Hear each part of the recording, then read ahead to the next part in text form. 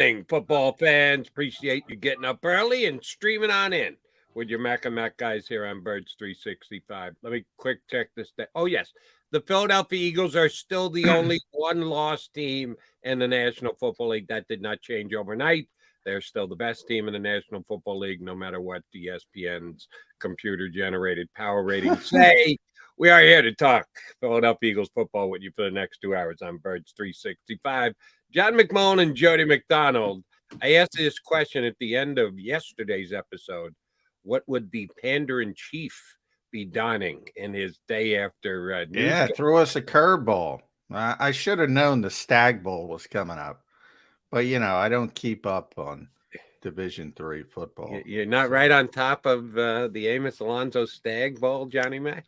I am not. I should have been. I saw it. I kicked myself as soon as I saw it. As soon as Nick popped up on because Mondays are virtual. As soon as he popped up on my screen, I saw that purple Raiders sweatshirt. I was like, oof, Stag Bowl must be coming up. The Purple Raiders, which he doubled down on yesterday because didn't want people to think he's rooting for the Raiders. No, the Purple Raiders is alma mater. And I give him credit. He even had a story to go with it in that someone asked him about being 12-1 as a football player. Zach did. He asked him about being 12-1. I'm surprised after the Giants game. He didn't respond, but I thought he'd go that direction immediately. That he's never been 12-1. I don't know how many games they play. Maybe that's the issue. But he claims they were always 13-0. They've been 13-0 on several different occasions. Right. So this is not new turf. Not on the National Football League level, as he also mentioned yesterday, did Coach Sirianni. But 13-0, been there, done that. If you've done it, you've done it. Then you can get away with wearing a purple sweater to. By the way, Jody, I always talk about how boring college football is because it's the same, few teams every year in the mix for being a national champion. Well, how boring is Division III? They're going for number 14. Number 14. I'd say at some point, don't you have to take the challenge and jump up to Division II? I would think so. Subdivision before you get to Division I. I guess championships are great if you want to stay and continue to play. I don't know about him, but when I was a little kid, and certainly Nick Sirianni's got no control of this whatsoever, but I would make a call, be at a basketball playground, and if the little guys, my size, whatever, were playing at one end and the bigger guys were playing at the other, I wanted to get into the bigger guys' game. I wanted to kind of challenge myself and test myself, not go down and dominate the guys who were my age and or younger. But that's just me. I just wanted to start with that yesterday because I did happen to ask you. I don't even know why it just came to me at the end of the show. What do you think Sirianni will be wearing tomorrow? Go Purple Raiders. We're with you, Coach, on that one. I couldn't name Purple Raiders. It's been a while. So I'm looking 2017. So it's been a while. They got to get back on track. Since when? The last time they won it? 2017, yeah. Wow, that has been a while. Well, let's see, because Sirianni is lending his wisdom to the Eagles these days. Jody Mac found out yesterday the Eagles had to get a new punter. They've already played this game once this year when Jake Elliott missed the game. They reached out and picked up off the waiver wire, a.k.a. the scrap heap, a.k.a. the street, a kicker, and sure enough, the kicker came in, made a big kick for him. He's kicking these days for the Chargers. I watched him boot a couple home on Sunday night football. He won Player of the Week for both teams. The Eagles Special Teams Player of the Week, obviously. He won it for the Eagles, and then he won it for the Chargers. Very nice. That's pretty impressive. Good for Dicker the kicker. He's locked in there. I don't know how locked in the new Eagle punter is going to be. It's going to be a minimum of a week. We know that. But a veteran guy, Mr. Kern, who's been around for 13 years, 13-year punter in the NFL. I guess you can do that. That's not as strange as it sounds because we just don't think of NFL players as 13-year players. It's too hard a game. It's too tough a game. Well, for punters, it's not. So you can stick around for a long time. So they got a grizzled veteran off the waiver wire, and good on Howie Roseman. Seems like he picked as good a guy who'd be available this time of year. Yeah, I mean, everybody was into the punt god. That was never going to happen. So people sort of went down that road. But this is a former All Pro punter, former obviously Pro Bowl punter. Been kicking for a long time, and I think people forget who the punter was in 2017. You talk about guys who've been around for a while. Punter, the Super Bowl punter, was Donnie Jones, who'd been around forever. So these guys know how to kick. And I got one fan saying, well, he lost his job. Well, he lost his job to Ryan Stonehouse, and we saw him kick, how strong his leg is. Um, and, it's a position teams like to go cheaper at, and it's much cheaper because things go up incrementally when you're a veteran for the veteran minimum. And a guy like Kern would be pretty costly at that stage of his career for the Titans.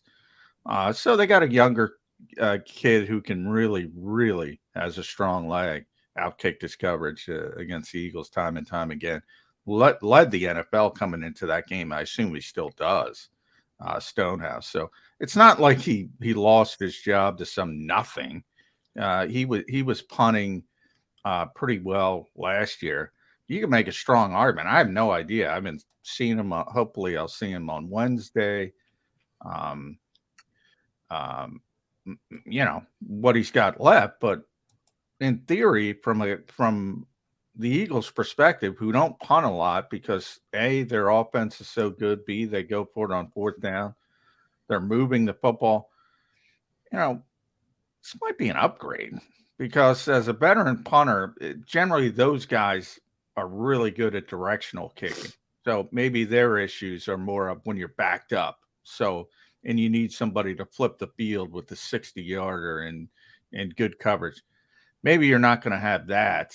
But as far as when you are punting from the 40 forward, I'm guessing this guy can still directionally kick it really well because that's what veteran punters do. So we'll see how it works out. But I wouldn't be too concerned.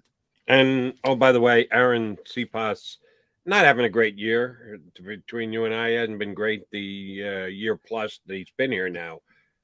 But I'm rooting for him to come back for one reason and one reason only: the play that he made that he got hurt on the other day.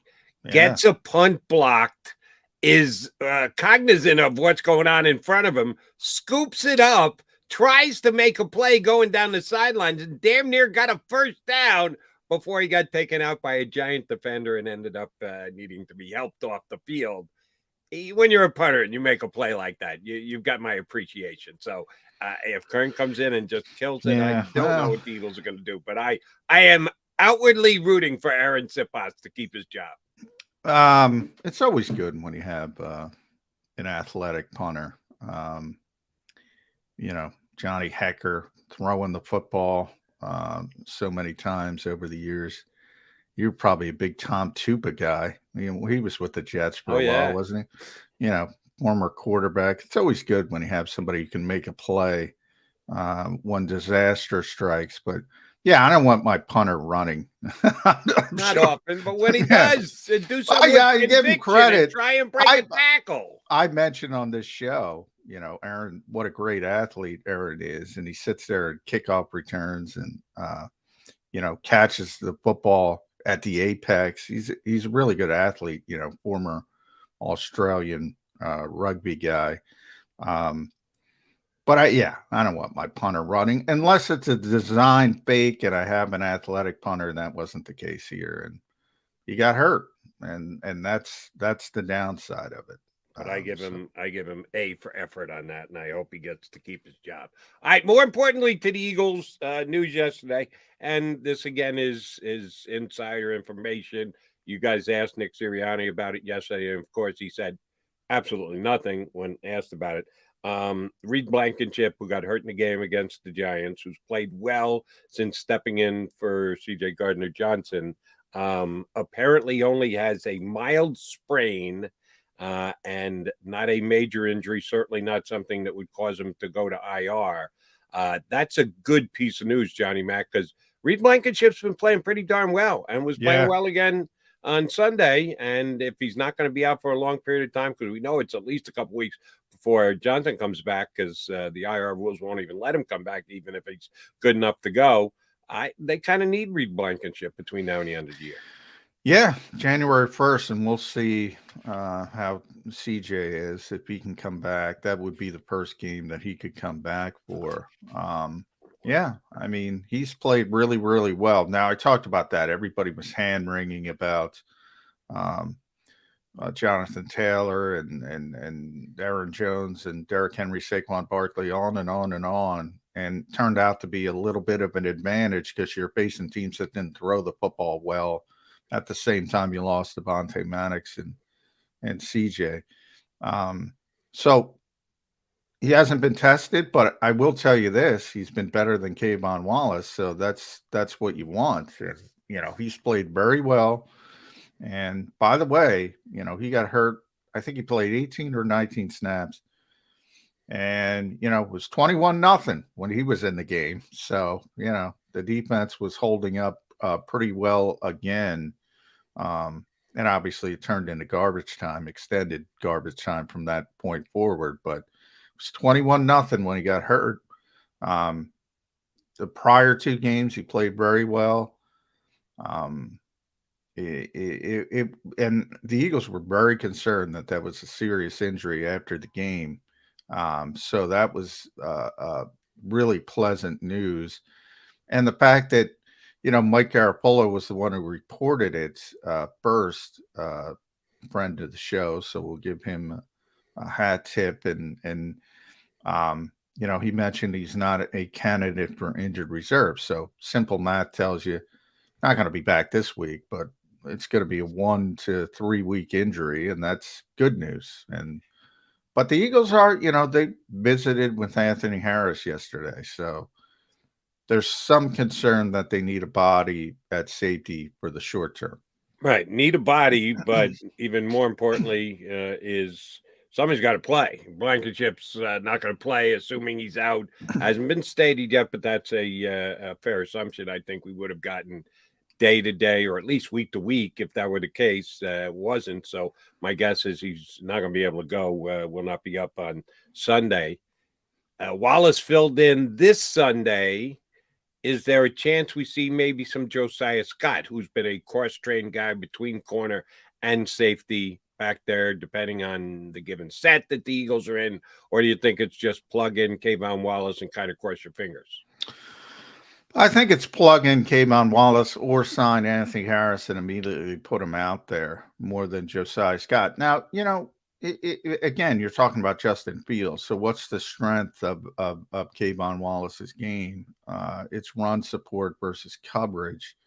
And I don't know if Chicago's going to threaten you throwing the football. Not that Fields can't do it. They just don't have a ton of talent outside. So I think they would want that run support presence on the field more than the pass coverage. And that would be, would be interesting if you had a high octane passing offense. I think that would be more in the conversation because Josiah is more of a coverage guy at safety.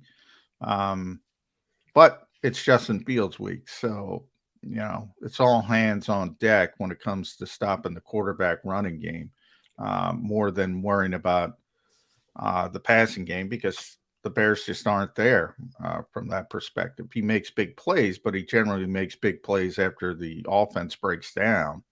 And that's all schedule stuff. So, I think the opponent plays into that. And it would, to me, this week, it's going to be Kayvon Wallace or, remember, if they sign Anthony Harris, he's been playing all year. He's been with the Broncos all year. I think he got cut December 6th. So he's in shape. He knows the offense.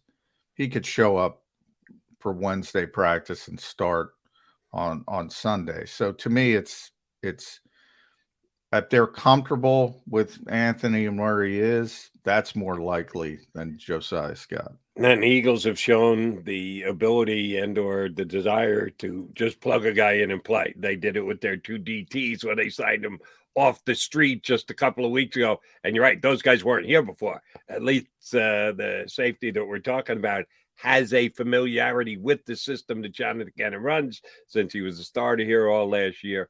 Certainly something we'll be keeping an eye on. Jody Mac will be giving you the info on it on JAKIBSports.com if the Eagles make any other moves. All right, the moves they've been making all year long mostly have been up the standings to a 12-1 record, unquestioned number one team in the National Football League, at least by me, by Jody Mac as well. ESPN's got a computer that says somehow they're not the team most likely to win. Dallas-based computer, by the way. Dallas-based computer. I'm just making that up. Yeah, I was going to say, yeah, you sure about that? When did they annex Bristol, Connecticut down to Dallas? It's got to be Dallas-based, so I'm just making an assumption. So someone should do a background check, a deep dive on who is the person who runs that computer program would be my suggestion. We suggest you stay right here with us on Birds 365. Got two good guests coming your way. First up, Mark Farzetta. You catch him the pregame show here on the JAKIB Sports YouTube channel leading into each and every single Eagles game. Also the host of the Farzy Show. So Mark Farzetta is going to join us in hour number one. Hour number two, Hunter Brody from the best sports, the best show ever on NBC. No pressure there for poor Hunter, by the way. No pressure. They picked the name of the show. Now they got to live up to it. Yeah. Hunter Brody's going to join us in hour number two. But first things first, Mark Farzetta joins us next here on Birds 365.